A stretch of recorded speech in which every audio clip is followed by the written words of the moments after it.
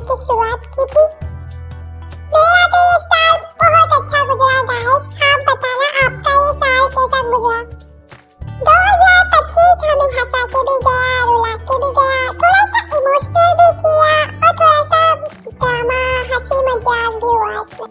पता नहीं आने वाला साल यानी कि 2026 हमारे लिए कैसा रहेगा। आई होप गाइस आप सभी का ये 2026 बहुत अच्छा गुजरे। 2026 में आप सभी के सारे ड्रीम्स जो भी आपने प्लान कर रखे हैं वो सभी पूरे हो जाए। चलो गाइस नए साल के मौके पर हम सब अपनी सबसे बुरी आदत को छोड़ते हैं। मेरी तो सबसे बुरी हैबिट है